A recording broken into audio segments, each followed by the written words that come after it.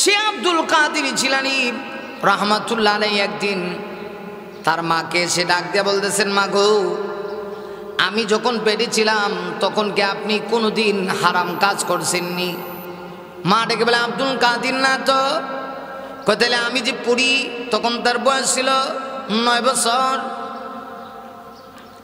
আব্দুল কাদের জিলানী বলেন, আমি পড়তে গিয়ে মাঝে মধ্যে আমার স্মৃতিশক্তিতে, আমার ব্রেইনে মাঝে মধ্যে যা পড়ি সব কিছু কিছু জিনিস আমার ব্রেইনে থাকে না।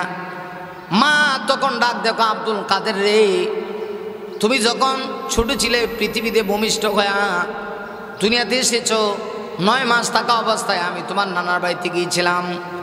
আর আমি দেখেছিলাম আমের আচার দেখে ওই আচার আমি খেয়ে ফেলছিলাম। ভাবছিলাম এটা মনে হয় তোমার নানু আমের আচার তৈরি করছে, কিন্তু না, পরে খবর শুনে দেখি না না না, এটা অন্য জনের আমের আচার বানানো ছিল, রৌদ্রের মধ্যে শুকাইতে দিছে, আমি তা খেয়ে ফেলেছিলাম। মনে হয় এটার কারণেই মাঝে মধ্যে তোমার স্মৃতিশক্তিতে তুমি যা এলেম অর্জন করো মাঝে মধ্যে স্মৃতিশক্তি থেকে কিছু চলে যায়।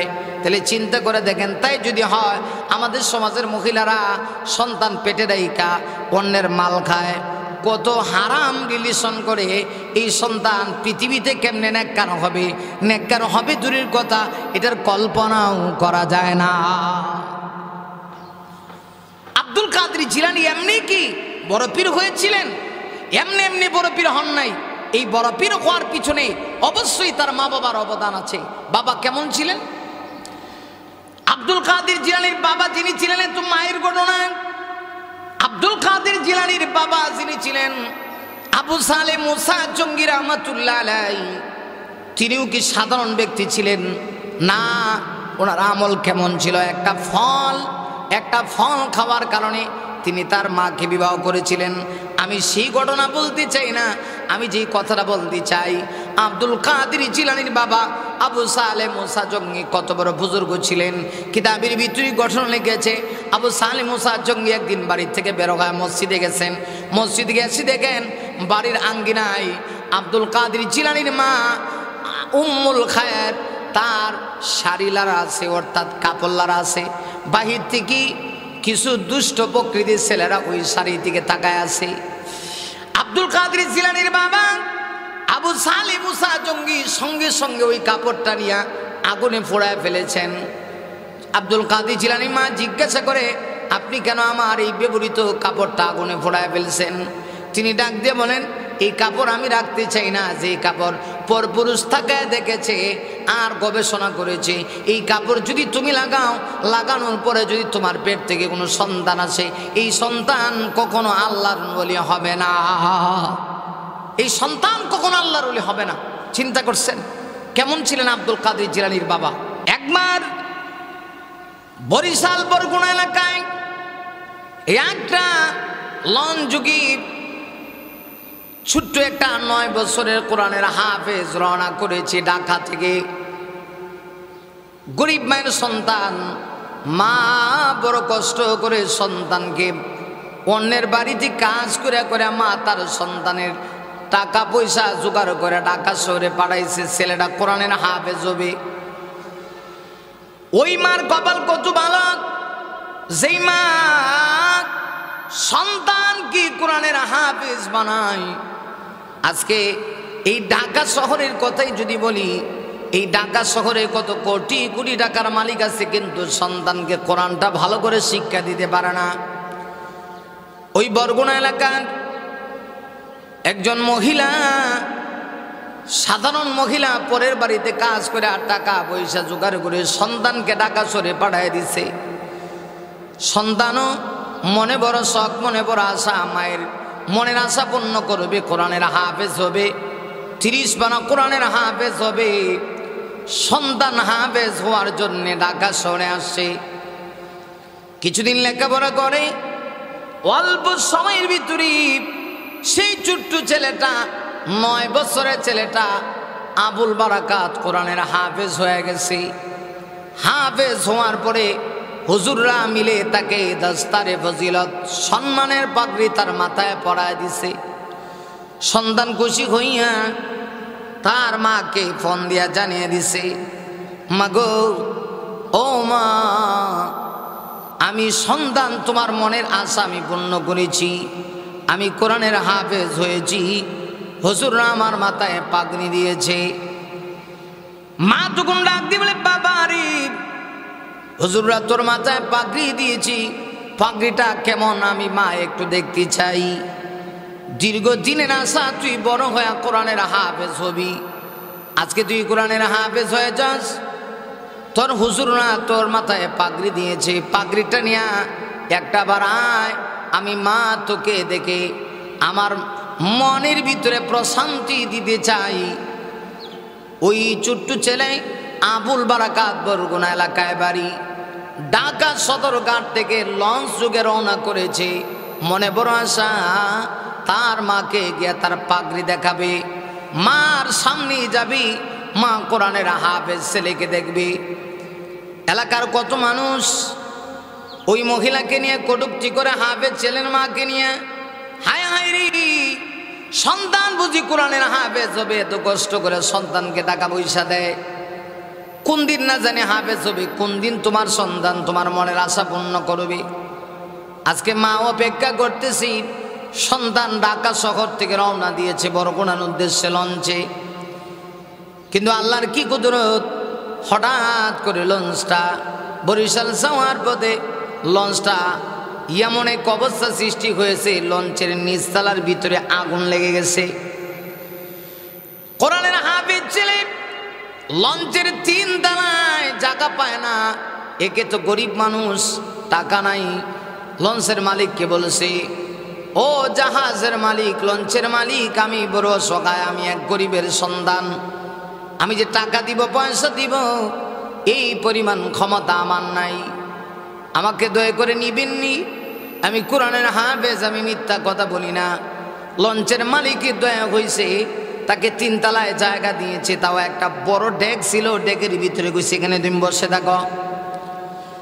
কোরআনের হাফেজ ছেলে লঞ্চে ডেকের ভিতরে বইসা মাকে ফোন দিয়া কয়, মা গো, আমি আসতেছি, আমি আমার মাথার পাগড়ি নিয়ে আসতেছি, এত কষ্ট করে গো মা, আপনি আমাকে কোরআনের হাফেজ বানাইছেন, আমার উস্তাদের আমাকে সম্মানে পাগড়ি দিয়েছে। হ্যাঁ মা, আমার উস্তাদের আমাকে সম্মানের পাগড়ি দিয়েছি, এই পাগড়ি নিয়ে আমি আসতেছি। মা তো অপেক্ষায় বসে আছে, কিন্তু হঠাৎ করে লঞ্চের নিচতলায় আগুন লেগে গেছে।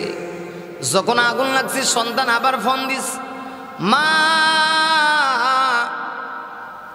মনে বড় আশা নিয়ে আমি ঢাকা থেকে রওনা দিয়েছি গো মা, ও মা, আমি জানি না আমার চেহারা তুমি দেখতে পারবে কিনা, আমিও তো আজকে 2-2.5 বছর হয়ে গেছি, তোমার চেহারা এক নজর দেখতে পারি না। মাগো, হঠাৎ করে লঞ্চের নিচতলায় আগুন লেগে গেছে, জানি না শেষ পর্যন্ত আমি টিকতে পারি কিনা। আগুন লেগে লেগে 3 তলা সহ যদি পড়ে যায়, তাইলে কিন্তু তুমি আমাকে পাবে না। মা এই কথা শুনি চোখের পানি চিরি দিয়ে কান্না শুরু করছে। ওই লঞ্চে আগুন জ্বলি কত মানুষ মারা গেল, কত মানুষের চেহারা মা আর দেখতে পারল না। লঞ্চটা যখন অ্যাক্সিডেন্ট করে আগুন জ্বলে, লঞ্চটা যখন আগুনে ডুবে, আগুনে যখন পড়ে গেছে, সাংবাদিকেরা আসছে, এসে বারবার সাংবাদিকেরা লঞ্চের যারা যাত্রী ছিল তাদের খোঁজ খবর নিতেছে, কি হাল, কি অবস্থা। কত মা বাবা আসতেছে তার সন্তানকে এক নজর দেখার জন্যে। আহারে, এই বরিশাল নদী প্রতি লঞ্চ যুগে যাওয়ার পথে কত মা তার সন্তানকে হারায়, সন্তানের খবর কত মার তালাশ করে পায় না। দুনিয়া আসলে এমনই, দুনিয়া থাকার জায়গা না, দুনিয়াতে কেউ থাকতে পারবে না, চাইলেও কেউ থাকতে পারবে না, এটা সম্ভব না। দুনিয়া বড় কঠিন, দুনিয়া বড় নিষ্ঠুর, কারণ মৃত্যু এমন একটা জিনিস, যেদিন আপনার আমার হায়াত শেষ হয়ে যাবে, সেই দিন আপনাকে আমাকে মৃত্যুর স্বাদ গ্রহণ করতে হবে। আল্লাহ রাব্বুল আলামিন এজন্যই পবিত্র কোরআন শরীফের ভিতরে আমার আল্লাহ জানায় দিয়েছেন, ইদা জা আজালুহুম লা ইস্তাখিরুনা সাআতাও ওয়ালা ইস্তাকদিমুন।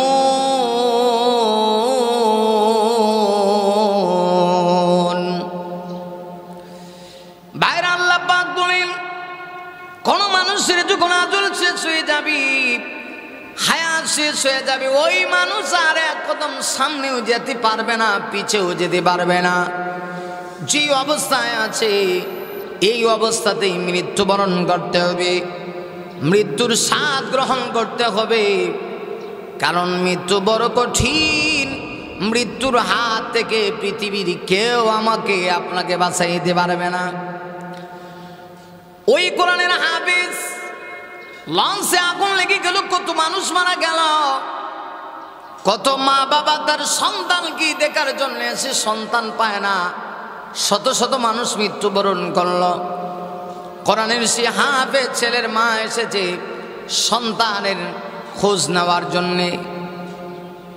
মা লঞ্চের কাছে এসে বলতেছে, আমার কোরআনের হাফেজ ছেলে ঢাকা থেকে রওনা দিয়েছে, আমার সন্তানের খবর কি? লঞ্চে যারা লোক ছিল, দুই একজন যারা বেঁচে গেছে, তারা বলতেছে, আহারে কত সন্তান মারা গেল, কাহারও খবর তো কেউ জানে না, তোমার সন্তান বেঁচে আছে কিনা আমরা তো বলতে পারি না। সাংবাদিকরা এসেছি, আপনার কি ছেলে সন্তান আসছিল নাকি ঢাকা থেকে? হ্যাঁ, আমার ছেলে মরতে পারে না, কারণ আমার ছেলের সিনার ভিতরে রয়েছে পবিত্র কোরআন। আমার ছেলে হলো জীবন্ত কোরআন, কোরআনের মরণ নাই। মা এটা মানতেই পারে না। মা ডাক দিয়ে বলে, আমার সন্তান কত কষ্ট করে, আমি অনেক কষ্ট করে মানুষের বাড়িতে কাজ করে কোরআনের হাফেজ বানাইছি, আমার সন্তান মরতে পারে না। আমার বিশ্বাস হয় না। আল্লাহ না কোরআনের ভিতরে বলেছি, ইন্না নাহানু নাযালনায যিকরা ওয়া ইন্না লাহু